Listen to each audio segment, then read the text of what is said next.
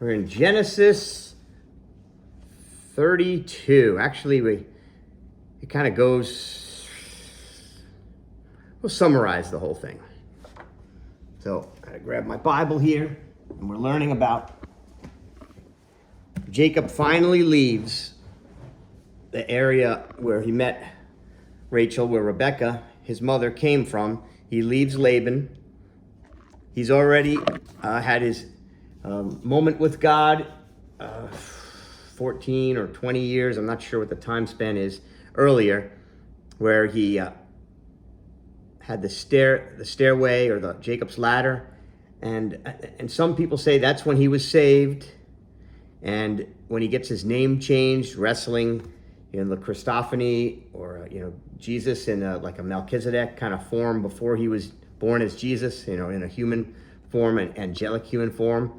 That was when he got saved. Some people say, well, that's when he received like the equivalent of born again people receiving the Holy Spirit. I don't know, but we'll take a look at it. So we'll open up to Genesis 30. And we'll read a little bit. And I'll read kind of quick and do some commentaries. Now Jacob went on his way. The angel of God met him. And Jacob said when he saw them, "This is God's camp." So he named the place Mahanaim. Then Jacob sent messengers before him to his brother Esau. It seems like we're jumping ahead. Right? We're leaving the whole thing. He left Canaan. He left the whole area of where Laban was from. I think I started in the wrong chapter.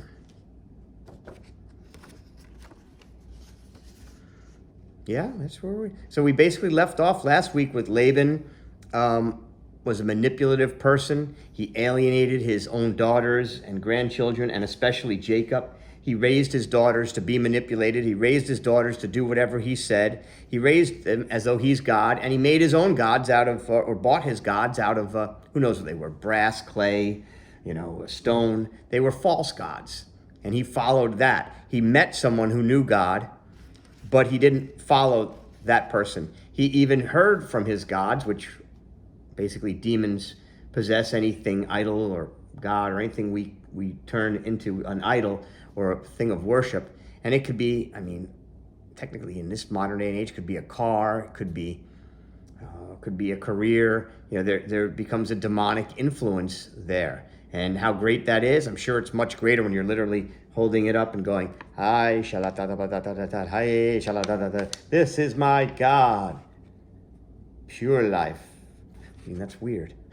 God gets so mad about that. No, Isaiah, he gets mad about that a lot. About, you made, I know I've said this before, but you made these out of stone, or you made these out of metal or pottery, and then you gave them eyes and mouths that, eyes that can't see, ears that can't hear, mouths that can't speak, but you called them your God, even their creator. And it's like, that's just rude. Could you even imagine doing that to your parents? That's just, first of all, we'd think, are you nuts? So we left off with Laban left, and Rachel stole the Laban's family gods. As far as I know, she still has them. What she's doing with them, we don't know. Does she worship them? Does she not? But here's what we do know. We do know that Jacob, after this wrestling with God, changes how he does things. He's not perfect, but he starts at least talking about God and teaching about God and to his sons. However, some of his sons may already be like 20, so they're kind of, I don't know how much that rubs off on them, but it certainly rubs off on Joseph, and that's going to be really cool when we get to Joseph, because that comes up next, and it's really awesome material. All right, so. And Jacob sent messengers ahead to his brother Esau. Do we remember what happened with Esau? Right? Lying and cheating and stealing. His mother, who's now passed away, Rebecca, brought him in, and to get the blessing. He had before that already got the birthright with giving him lentil soup because he couldn't wait. They were both not raised well. They were not raised to really inherit and run things and be good people, unfortunately. And now Jacob is returning. He had a time in the desert where God him and God made a deal, and it was really a one-sided deal to bless Jacob. But this is just proof that God can work all things for the good of those who love him, those who are called according to his purpose. So here we go. And Jacob sent messengers ahead in the country of Edom. He also commanded them, saying, "Thus you shall say to my lord Esau, thus says your servant Jacob, I have sojourned with Laban and stayed until now. I have oxen, donkeys, flocks, male and female servants, and I have sent to tell my lord that I may find favor in your sight." So he sent these people ahead, and he's being more than humble. He's like, basically, it seems like he's saying, don't kick my butt. I want to reconcile. I was wrong. How actually, he didn't actually say those words yet, but we'll see what happens. And he does this because he wants to find favor in his sight. Then the messengers returned to Jacob, saying, "We came to your brother Esau, and furthermore, he is coming to meet you with 400 men." Now, so he's coming with 400 men. That's some welcoming party. It could also be like, well, if something goes wrong, if you think you're coming in here and taking over my inheritance, you've got something else coming. Jacob, heel catcher, deceiver. So Jacob immediately, freaks out, as probably anyone would, fleshly, even in your mind, but in the spirit. That's where we got to have peace. There's a Bible verse that I learned, John 16:33. God told me to memorize it years ago, but I memorized it like this: "In this world you will have tribulation, but be of good cheer. I have overcome the world." However, I'm not so sure, maybe about a year or so after saying that, I felt like God was saying to me, so I told you to memorize the whole verse for you. What does it say? The whole verse is, Jesus is talking, "I tell you these things so that you may have peace. In this world you will have tribulation, but be of good cheer. I have overcome the world." That's the important part. You got peace and good cheer, or overcome. God's doing it. He's doing the work. Jesus, right? He's talking. And in between that is trouble, right? That's the spiritual realm. You can even use your mind and the soulish part, which are personality, kind of how we act. It's a lot of our thought process, and look on at things and be like, "Oh, this is bad. This is bad." She's got sheep. That's how I'm doing that. Okay. So Jacob was greatly afraid and distressed. He divided the people who were with him and the flocks and the herds and the camels into two companies. For he said, "If Esau comes to the one company and attacks it, then the company which is left will escape." Jacob said, "O God of my father Abraham and God of my father Isaac, O Lord, who said to me, 'Return to your country and to your relatives, and I will prosper you.'" He's reminding God of this deal they made a long time ago, and the deal that was made with Isaac and Abraham. Good, right? If you get sick, there's some problems going on in your life, you hear the word cancer, what do? I'd say first thing is don't meditate on the doctor's reports. I'd say first thing is go to God and start quoting verses like it says, "By my stripes you are healed." Look up all the verses on healing. I'd say it wouldn't be a bad idea to start managing stress, anxiety, anger issues, diet, exercise, sleep. All those things are good, but ultimately, you don't want to start, and this is what people do wrong. They start telling everybody, "I got cancer. Oh, I've got cancer." And they start speaking it out. They embrace it and hold on to it. We're going to see Jacob has a battle and he wrestles with things here. "I am unworthy of all the loving kindness." Wait a second. Jacob said, "Oh God." Okay, so he's talking to God still. Now hold on. Let me jump back here a little bit. At some point, remember, I read this in the past, there were angels coming in here. Are those two messengers actually angels? Two camps, two armies. Are they not all ministering spirits sent out to render services for the sake of those who will inherit salvation? That's what Hebrews describes angels as. And then in Matthew it says, "See that you do not despise one of these little ones, for I say to you that there are angels in heaven continually that behold the face of my Father who is in heaven. That's about, don't mess with, some people use that to interpret little children, but it's, I would say little children who are Christians maybe get a double protection, but it has to do with children. See, we're the children of God and we're the bride of Christ. It's really a cool thing. So yeah, so apparently these messengers were angels, as men, probably like what they did with Sodom and Gomorrah, but they went out ahead. And instead of remembering the story he heard from his grandfather Abram about what happened to, the people that Lot lived with, he's like, wow, I got two angels who can back me up if something goes wrong. He starts thinking, how can I buy my way out of this? How can I bow my way out of this? How can I humble myself? Nothing wrong with saying you were wrong and what you did was wrong, but I don't think he had to give up all of his stuff. We're going to see soon. I don't think he had to start really saying that stuff to Esau the way he did. So he says, I am unworthy to God of all your loving kindness and of all the faithfulness which you have shown to your servant, for which my staff only I, meaning all he had was a stick, when I crossed the Jordan, and now I have become two companies. Deliver me, I pray, from the hand of my brother, from the hand of Esau, for I fear him that he will come and attack me and the mothers with my children. For you said, I will surely prosper you and make your descendants as the sand of the sea, which is too great to be numbered. So he spent the night there. So he's alone. He's in the dark. This is, when we're alone in the dark, in a dark place with fear, worry, anger, anxious, depression, that could be a very bad place. It's places where people kill themselves. But it can also be a place for a great breakthrough. Can. And here we have not Jacob running and hiding, trying to escape. We don't see him killing himself. We see, ultimately, he has a great breakthrough at the end of him. So he spent the night there. Then he selected from what he had with him a present for his brother Esau. So he basically, I don't know how much he had, but he went through all the different flocks of what he has. 200 female goats, 20 male goats. Do I need to read all this?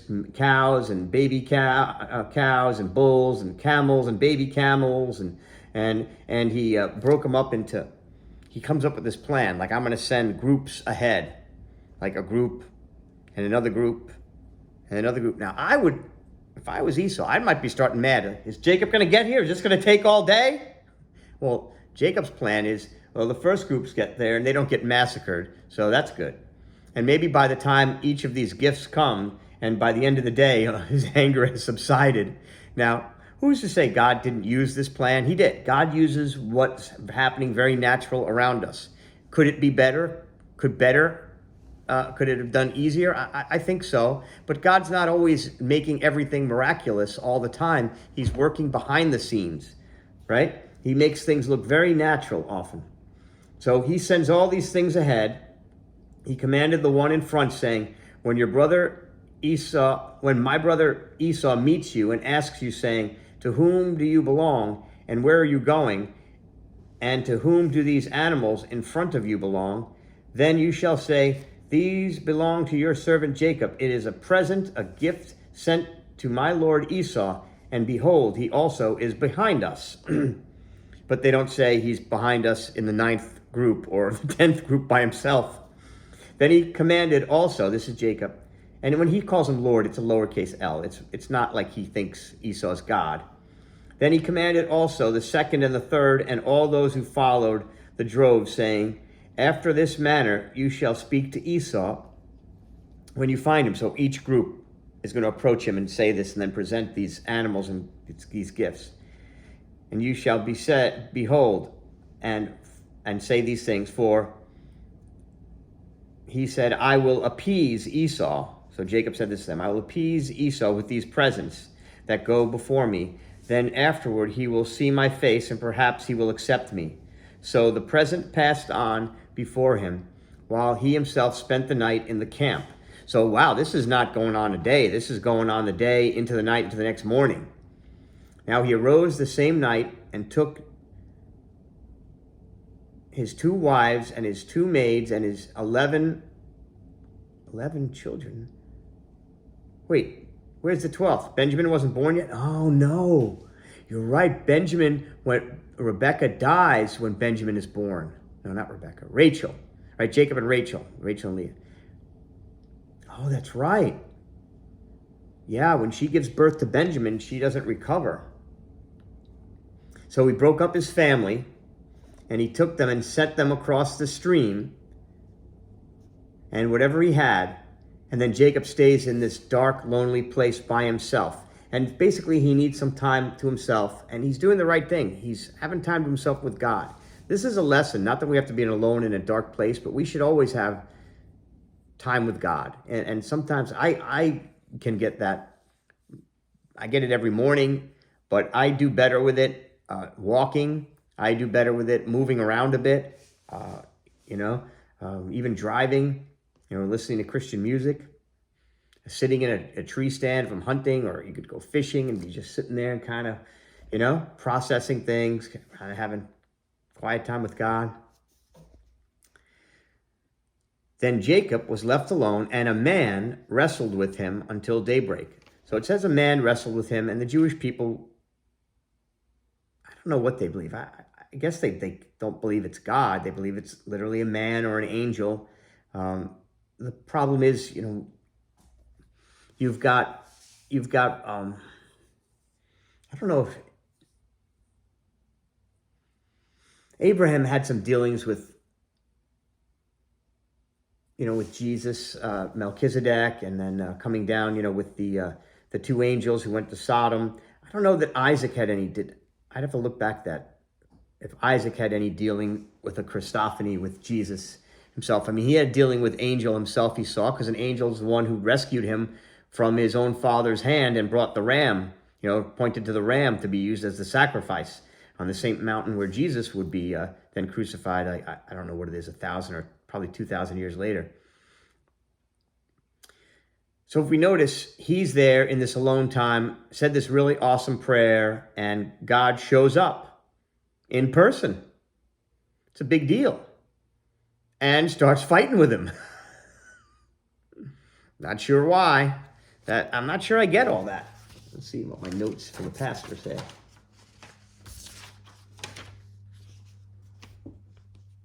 I could find him.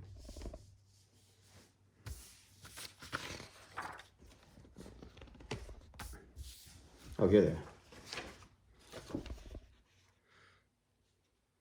Well, Jacob goes to God with humility. He praises him. He thanks him for the things he did. He's not ordering God around. He makes some steps to move forward. They've crossed over the Jordan to go to the equivalent of the promised land. He sent his family ahead. But he's wrestling with some things. You want to know what he's wrestling with? He's wrestling with, maybe I'll just send my family. They'll be better off without me, right? They go ahead without me. I could run for my life. I could just leave and start over again. God will still bless me. And God would. And he could have just cut out. But you see, God had a different plan here, right? It's not going to be time for him to leave. This is time to wrap things up, reconcile, right? Do a lot of this stuff here. So here we go.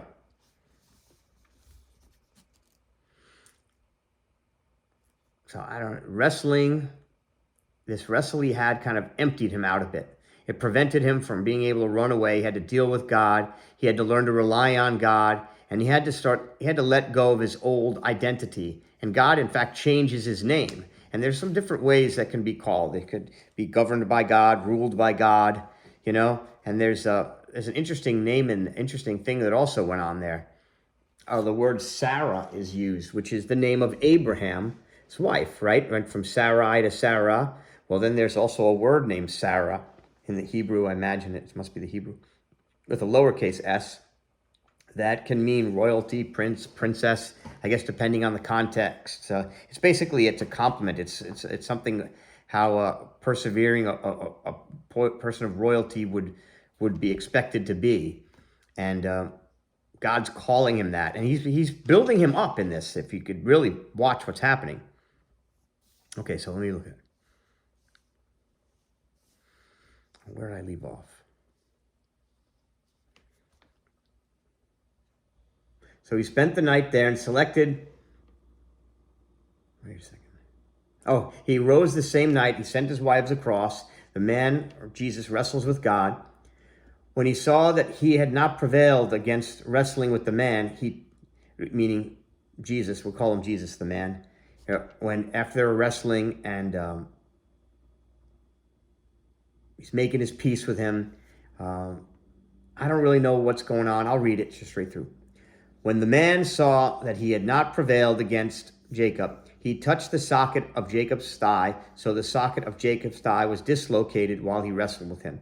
Then he said, "Let me go, for the dawn is breaking." But he said, "I will not let you go unless you bless me." So he said to him, "What is your name?" And he said, "Jacob." The man said, "Your name shall no longer be Jacob, but Israel, for you have striven with God and with men and have prevailed." Then Jacob asked him and said, "Please tell me your name." But the man said, "Why is it that you ask my name?" And he blessed him there. So I always read that like, what is that all about? Well, it's kind of like saying, you know who I am. I just told you who I am. I just said you wrestle with God and man. Who do you think I am? You've been talking and praying to me, asking to be blessed. I'm God. So Jacob named the place Peniel, for he said, "I have seen God's face." So he knows who he saw, right? "And yet my life has been preserved." Now the sun, meaning sun and moon, rose upon him, and just as he crossed over Peniel, he was limping on his thigh. Therefore to this day the sons of Israel do not eat the sinew of the hip, which is on the socket of the thigh, because he, the man, or God, touched the socket of Jacob's thigh at the hip. And Jacob meets Esau, and I'll read a little bit. Then Jacob lifted his eyes and looked, and behold, Esau was coming, and 400 men with him. So he divided the children among Leah, Rachel, and the two maids. He put the maids on and their children in front, Leah and her children next, and Rachel and Joseph last. But he himself passed on ahead of them. Now that's the beautiful part. He passed on ahead of them, bowed down to the ground 7 times until he came near to his brother. Then Esau ran to meet him and embraced him and fell on his neck and kissed him, and they wept. He lifted his eyes and saw the women and children and said, "Who are these with you?" So he said, "The children whom God has graciously given your servant." Then the maids came near with their children, and they bowed down. Leah likewise came near with her children, and they bowed down. And afterward Joseph came near with Rachel, and they bowed down. He said, "What do you mean by all this company which I have met?" And he said, "To find favor in the sight of my Lord." But Esau said, "I have plenty, my brother. Let what you have be your own." You see, now, God promised to deal with this, and God was going to deal with this no matter what. Now, there's a promise for Abraham through Isaac to Jacob. There's also a promise through his other children. Through Esau, there was a promise through Ishmael, right? Now, they're not going to be the promised family, or that they're not going to lead to the Messiah. That doesn't mean they can't be believers. They can still be believers, but they're not going to be in the lineage of how the story that's being written in the lives of the Jewish people that goes all the way through until Christ, and into the apostles, the book of Acts. It's a beautiful story and a beautiful piece of history. So he says he has plenty. Jacob said, "No, please, now, if I have found favor in your sight, that you take my present from my hand, for I see your face as one sees the face of God, and you have received me favorably. Please take my gift which you have brought to you, because God has dealt graciously with me, and because I have plenty." Thus he urged him and took it. And then basically they're going to get together. He's not so sure about hanging out with his brother yet, but it's they basically reconcile. Now, I don't know. I'd have to look it up. Did Isaac pass away already? He must have, right? Or does he still get to see? No, I don't think I think Isaac is gone too. But leave it here. So I don't know what to say. You know, he had this wrestling match with God. Before the match, he came up with a plan that he initiated before he went to prayer, which is not the best way of doing things. But you see, the right and the wrong attitude may have been, I'm not giving anything. I'm not giving up. I worked hard for all this. And maybe God would have said to him, no, you really wronged your brother. Give him all your stuff and I will bless you. Just, it'll take a couple of years, but you'll have more than you have now. And that would be a faith walk, wouldn't that? To believe that, how could you do that? I'm already old, you know what I mean? And you know, especially afterwards, and my hip is now damaged. God can and will restore what the locust has eaten. That is an awesomely cool verse out of the book of Joel. There are multiple verses in Joel about that. And it's a promise. There's a lot to learn in here. Probably the most important part is about this changing of names. You know, Abram to Abraham, Sarai to Sarah. That put them, so they're speaking that they're going to have children. They're going to not only have, they're going to have a promised child, a very special child, Isaac, right? Then there's a name here for him. Then there's Jacob. Jacob's name goes from heel catcher, deceiver to governed by God. He prevails over what he's accomplishing. He's working with God. God's fighting his battles. God's in charge. And that's a beautiful name to have. When you were christened at the Lutheran Church, your name is Jacob, but I said that day, you are Israel, governed by God. So amen to that.